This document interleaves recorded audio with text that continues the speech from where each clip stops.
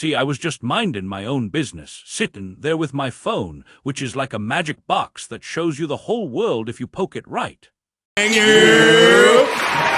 me get these drops out the way and get to the best broadcast in the universe.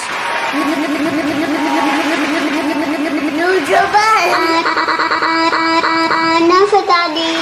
What time is it? What's happening? What's happening? New icy birds. Who's the doc that he told you to go see? Who's the doc that he told you to go see? Excuse me, sir. I'm sorry I have to wake you. You a doctor? Who the fuck? Excuse me, sir. I'm sorry I have to wake you. You a doctor? Who's the doc that he told you to go see? Flip and Mel. Excuse me. Did this get a drop? It seemed like Two, actually. That was kind of dope. Can I hear that one more time? Who's the doc? Who's the doc that he told you to go see? Excuse me, sir. I'm sorry I have to wake you. You a doctor? What? You want me to be? I mean, no names were named. Yo, your little chin quivering and everything. Yeah, what happened? That's fury. That is Wait. Why? You offended her. Let me see. You cold? Nigga? You cold? Oh, shivering for real. You shivering? You about to fuck. Mel, Mark is one of your biggest supporters. Of course you. I know that, but you, what the What? flip? I don't care. Flip what? You flip. Don't look at Flip. Stand on some Her eyes is watery. What the fuck did that? Wait for real. Let me see. Yeah, you did have that drop a couple months ago. Oh, she's about to cry. Oh, man. Why you did that, bro? Oh, no, stop.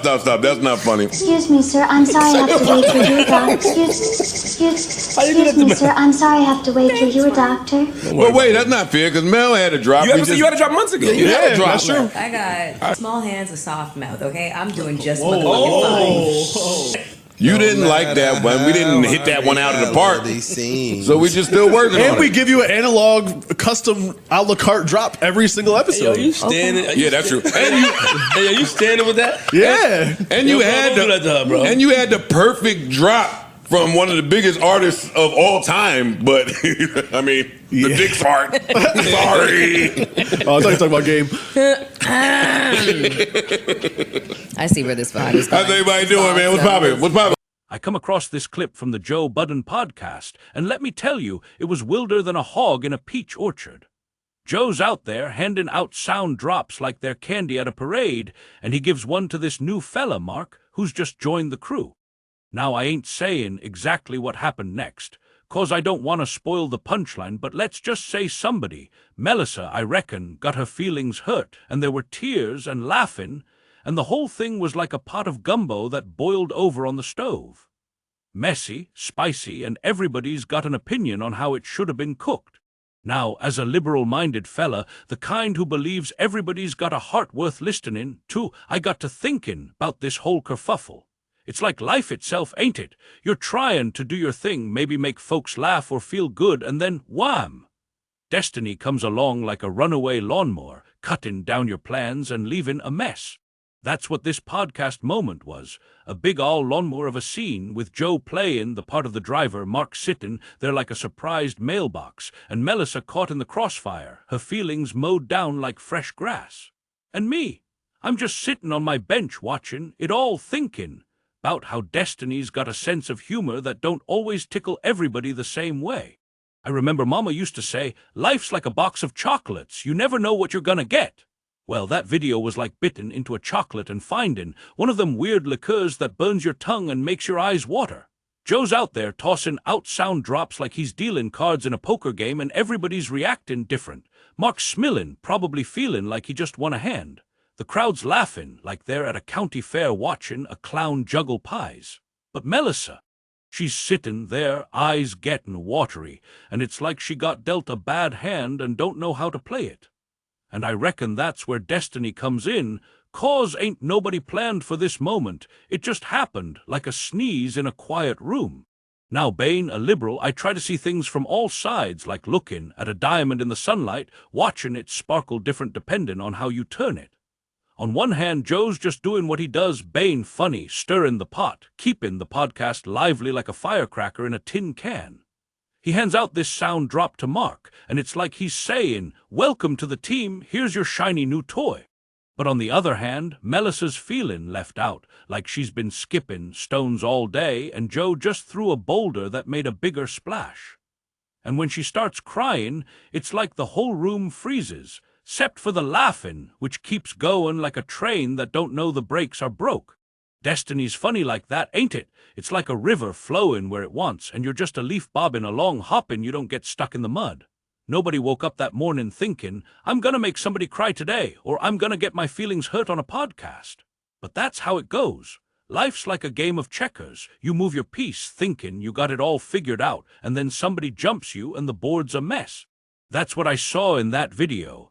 A big old checkerboard of emotions, with Joe macking moves, Marc catching the spotlight, and Melyssa sitting there wondering how her piece got knocked off the table. I reckon Joe didn't mean no harm. He's like a kid with a slingshot aiming for a tin can but hitting a beehive instead. He's trying to keep the show rolling, keep the laughs common, and that sound drop was his way of saying, "Let us have some fun." But fun's a tricky thing, ain't it? It's like trying to pet a porcupine. You gotta be careful, or somebody's gonna get pricked. And Melyssa, well, she got pricked. Maybe she felt like the new guy was getting all the attention, or maybe she just wasn't in the mood for Joe's brand of funny that day. Either way, her tears were like a rain cloud showing up at a picnic, and suddenly everybody's looking at the sky, wondering what happened to the sunshine. Now, I ain't saying Joe's a bad fella. No, sir, he's just doing what comes natural, like a rooster crowing at dawn. And Marc, he's just happy to be there like a puppy with a new chew toy. But Melyssa's tears, they're a reminder that even when you're trying to make folks laugh, you gotta be mindful of their hearts. As a liberal, I believe everybody's got a story, and sometimes that story's got chapters that make you cry, even when the rest of the world's laughing. And destiny. It's like the author of that story, written twists and turns you didn't see coming, leaving you to figure out how to keep reading. I remember one time, back when I was running across America, I stopped at a little diner in some no-name town. There was this fella telling jokes to the waitress, trying to make her smile, but she wasn't having it. He kept going, throwing out punchlines like they were confetti, but she just stared at him, eyes all glassy like she was somewhere else. Finally, she walked away, and he looked at me and said, "Some folks just don't get it." And I thought, maybe she ain't the one missing something. Sometimes the joke ain't the problem, it's the timmin' or the heart it's landin' on. And that's what I saw in that podcast clip. Joe's telling his jokes, Marc's catching the laughs, but Melyssa's heart was somewhere else, and destiny decided to shine a spotlight on it. Now let's talk about laughin' for a minute, 'cause that's the fuel that keeps this whole thing running. Laughin's like a good pair of shoes. It carries you through the rough patches, makes the road feel a little smoother. But it's also like a double-edged sword, 'cause what's funny to one fella might cut another one deep. In that video, the crowd's laughing like they're at a comedy show, but Melyssa's sitting there feeling like the punchline. And as a liberal, I can't help but wonder, what's it like to be in her shoes? To be part of the team, trying to keep up, and then feel like the joke's on you. It's like showing up to a potluck with your best dish, only to find out everybody's eating somebody else's pie. But here's where it gets deep, like a well you can't see the bottom of. That whole scene with the sound drops and the tears and the laughing, it's like a little piece of the human condition, ain't it? We're all trying to find our place, trying to be part of something, whether it's a podcast or a family or just a moment that makes us feel alive. And sometimes destiny throws us a curveball, like a sound drop that lands wrong or a laugh that stings more than it should. But that's what makes us human. Our ability to laugh, to cry, to keep going even when the road gets bumpy. I reckon Melyssa's tears weren't just 'bout the sound drop. No, sir, they were 'bout something bigger, something deeper, like a river running under the surface. Maybe she felt like she wasn't being seen, or maybe she was carrying a weight nobody else knew about. And Joe, well, he didn't mean to push her over the edge. He was just playing his part, like a fiddle player at a barn dance. But destiny's got a way of talking, a simple moment, and turning it into a mirror, showing us who we are, whether we're ready to look or not. As a liberal, I believe in giving folks the benefit of the doubt. Maybe Joe didn't know his joke would land like a ton of bricks. Maybe Marc didn't realize his shiny new sound drop was gonna make somebody else feel small. And maybe Melyssa didn't expect to cry, but sometimes tears come like rain, whether you packed an umbrella or not.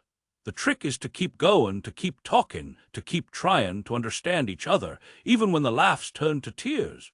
I remember another time, back when I was playing ping-pong in the army. There was this fella who always made jokes, trying to keep everybody's spirits up. One day he said something about another soldier's haircut, and everybody laughed, except that soldier. He just sat there quiet, and later I saw him whipping his eyes. I asked him what was wrong, and he said, "Sometimes a joke feels like a punch." And I reckon that's true. A joke's only funny if everybody's in on it, and destiny's got a way of reminding us of that, whether we're ready or not. That's what that podcast clip was, a reminder that we're all connected like threads in a quilt.